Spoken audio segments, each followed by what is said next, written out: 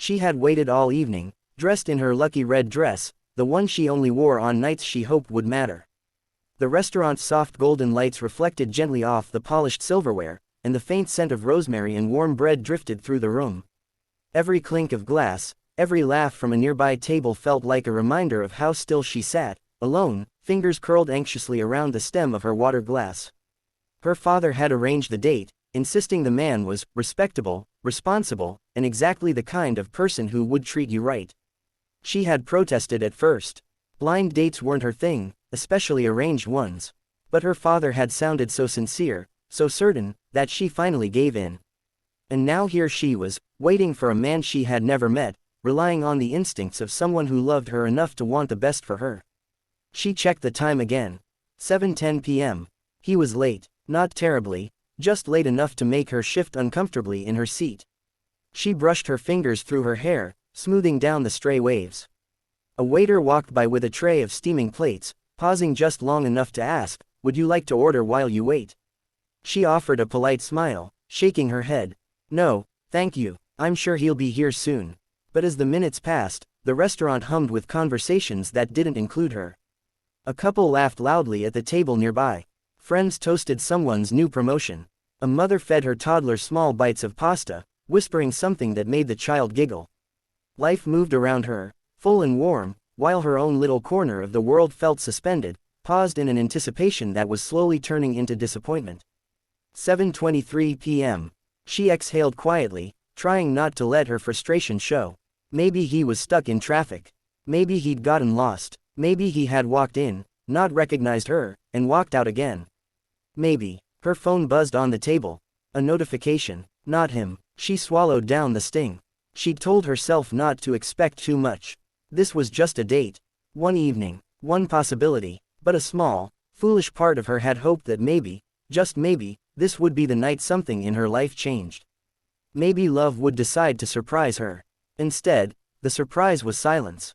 7:41 p.m. The waiter returned with sympathetic eyes.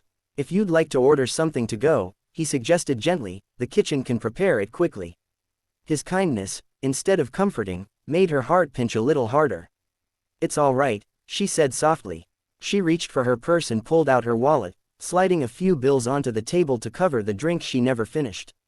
"Thank you, though." She stood, smoothing her dress with deliberate calm, pretending she didn't feel the faint burn of humiliation creeping up her neck. She could feel the weight of a few casual glances as she walked toward the door, curious, brief, and thankfully without judgment. Still, she wished she could shrink, disappear, step through a crack in the floorboards. The restaurant door opened with a soft chime, releasing her into the cool embrace of the evening air. The sky was painted in deep shades of twilight, the street lamps flickering on like shy fireflies gathering their courage.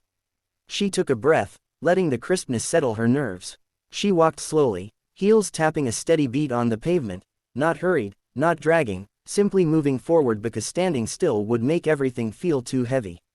She reached the corner, debating whether to call her father and tell him what happened.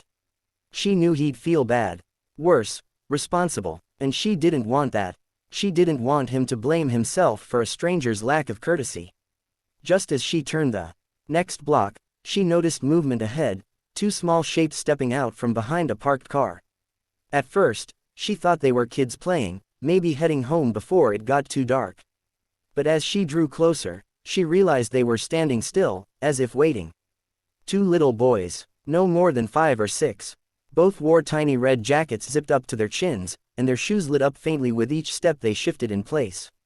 One had a mop of dark curls falling into his eyes, the other had straight hair and cheeks that still held the softness of toddlerhood. They stood hand in hand, looking up at her as though they'd been expecting her, not someone like her, but her specifically. "Excuse me," the curly-haired boy said, lifting his chin with surprising confidence. "Are you the lady?" "The lady," she echoed, baffled. The second boy nodded, eyes wide with innocence. "Dad said you'd be pretty. And you are." She blinked, taken aback by the earnest sincerity in his tiny voice. Who is your dad?" she asked gently, kneeling so she could look at them properly. The first boy dug into the pocket of his red jacket and pulled out a small card, slightly wrinkled, edges soft from being held too tightly. He handed it to her with both hands, the way a child might offer a treasure. She unfolded it slowly. The handwriting was unfamiliar, but the message was simple. Dad picked you, because you're special. Her breath caught. I don't understand, she murmured. Why did your dad send you to me? Both boys shrugged with the unbothered honesty only children possessed. He said you were waiting for someone, the curly-haired one explained. And that you looked sad. So he told us to give you the card, the other added. Because you're not supposed to feel sad alone. Her heart squeezed at that, tight and warm and aching in the sweetest way. She looked at the boys again, really looked at them. Their small hands were still clasped together. Their eyes were bright with a kind of hope she hadn't felt in hours. Did he tell you what else I should do? She asked, half smiling despite herself. They nodded eagerly. He said we should walk you home. Because it's dark now, and you shouldn't walk alone. A laugh, soft, surprised, escaped her lips before she could stop it. After an evening filled with waiting, emptiness, and disappointment, these two tiny strangers were the last thing she expected. And yet, standing there under the warm glow of the street lamp, she felt something gentle stir inside her, something she hadn't felt since she left the restaurant. Human kindness, unexpected, unplanned, and deeply needed. All right, she said, rising to her feet. Lead the way. And with that, the two boys took her hands, one on each side, and began walking, their little feet pattering confidently along the pavement as though they were guiding her not just home, but towards something she didn't yet understand. When she reached the door of her home, still reeling from the strange kindness of the boys, she hesitated on the first step of the porch. Their small hands slipped from hers as they ran ahead, their shoes blinking like tiny sparks in the dimness. She watched them dart toward the warm square of light spilling from her living room window, light that meant someone was inside. Her breath caught. She wasn't expecting anyone, and then she understood. Her father stood near the door, half silhouetted against the soft glow behind him. He looked older than he had this morning, though she wasn't sure why. Maybe it was the way he held himself, shoulders lifted just slightly, as though he were bracing for disappointment. Or maybe it was the way his hands fidgeted with something in his pocket, something he seemed afraid to reveal. He wasn't wearing the jacket he usually used for errands. He had chosen the good one, the one he only put on for important things, like meetings or holidays or moments when he wanted to show effort. He must have been waiting for her. The realization warmed her heart and twisted it at the same time. The boys skidded to a stop beside him. They stood proudly at his legs like two tiny sentinels reporting back from an important mission. The younger one tugged on his sleeve. Dad, we found her, he whispered, as though delivering a secret. Her father let out a breath, quiet, shaky, relieved. He stepped forward, stopping only when she was close enough to see the faint worry lines around his eyes. Hi, he said softly. She swallowed hard. So many emotions tangled inside her, frustration from the night, tenderness for the boys, confusion, embarrassment, love for the man who had raised her alone for years. She took in the sight of him, hands tucked into his pockets like he always did when he didn't know how to express everything he felt. He pulled out a small card, the same style, the same handwriting as the one the boys had given her. He held it out to her with quiet hesitation. I know the man I wanted you to meet couldn't come, he began, voice low. He messaged me last minute. Said something came up, something important. I don't know if I believe him, but it doesn't matter. He paused, shifting his weight. I didn't want you to sit there alone. I didn't want you to feel like no one cared. She opened the card slowly. One simple line. You're not just anyone. Her throat tightened instantly. She blinked back a painful rush of tears, not because she was sad, but because of the thought that had gone into all of this. The man hadn't shown up, but someone else had noticed her hurt. Someone who'd loved her long before she ever thought about dating or heartbreak or adulthood. Someone who wanted, in his own stumbling, imperfect way, to fill the emptiness she tried so hard to hide. She looked up at him. Dad, why didn't you just call me? Why send? She glanced down at the boys, who were now kicking invisible rocks on the porch, a whole rescue team. He sighed, rubbing the back of his neck. Because I'm your father, and when you're hurt, when life disappoints you, I'd rather send a whole army after you than let you think you're alone. His voice wavered slightly, though he tried to hide it. I know you're grown. I know you don't need me like you used to. But I still. She stepped into his arms before he could finish. Her father stiffened for a second, surprised, then melted into the embrace. His arms wrapped around her with that familiar strength, the one that had carried her through scraped knees, failed exams, broken hearts, and long nights when the world felt too heavy. She breathed in the faint smell of his cologne, mixed with the outdoor air and the warmth of home.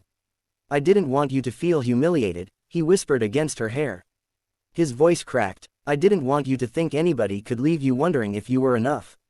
You're worth so much more than a no-show date." She closed her eyes, letting tears fall freely now. "Then why didn't you tell me he wasn't coming?" He chuckled softly, embarrassed. "Because I was trying to fix it before you found out. I thought if the boys made you smile and walked you home, maybe the night wouldn't feel wasted." She pulled back slightly, looking at him through damp lashes. "You think sending 2 small boys outside at night isn't worrying?" He lifted his hands defensively. "They weren't far," he protested. "I was right here, and they insisted. The moment I told them you were sad, they grabbed their jackets and said, 'Dad, let's go save her.' What was I supposed to do? Say no to that?" The boys looked up proudly, beaming as though they'd rescued a princess from a castle tower. She laughed, brushing tears off her cheeks. The sound came out shaky at first, then steadier with each breath, like her heart mending piece by piece. "You too," she said, kneeling to their level. "Thank you for walking me home." The older one shrugged confidently. "It was our job." The younger added, "Dad said we're men now." She choked on another laugh. "Is that so?" Her father nodded solemnly. "I said they're learning what men should do." She looked back at him, warmth blooming in her chest. Not the warm flicker of romantic chance she hoped for earlier, but something deeper. Something certain. A love that didn't vanish with a missed appointment or a careless excuse. A love built over years of sacrifice, small gestures, shared meals, quiet mornings, and the unspoken promise that no matter what, he was on her side. Her father stepped back, offering a small, hopeful smile. "I know tonight didn't go as planned. But maybe it was meant to remind you of something." She raised an eyebrow. "What's that?" "That you're loved," he said simply. "Deeply. Fully. Even if the world forgets to show it sometimes." The words hit her with unexpected force. She felt them wrap around her like a blanket, soft, reassuring, grounding. She exhaled, slow and steady. "Thank you," she whispered. "For everything, even the unconventional rescue mission." Her father grinned. "Hey, they were cheaper than a taxi." The boys giggled uncontrollably. She wiped the remnants of her tears, feeling lighter, fuller, and as she stepped inside her home, the weight of the evening lifted behind her like a fading shadow. She glanced back one more time at the man who raised her, the 2 boys who delivered hope in tiny footsteps, and the soft glow of the porch that welcomed her back. For the first time all night, she didn't feel rejected or foolish. She felt chosen. She felt wanted. She felt picked, truly picked. And nothing could have been more perfect than that.